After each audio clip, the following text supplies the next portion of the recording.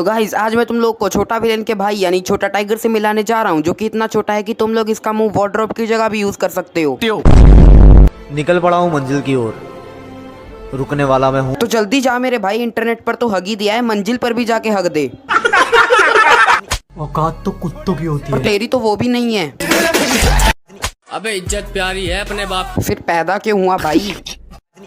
अरे वो तो थोड़ा टाइम सही ना चल रहा डार्लिंग। और अगर कल को हगते टाइम डिब्बे में पानी खत्म हो गया तो बोलेगा डिब्बे में पानी खत्म हो गया था डार्लिंग। मेरे जैसा तो तन्ने लोन पे भी ना और मिले। फ्री में भी ना चाहिए। अथू कितना घटिया प्रोडक्ट है।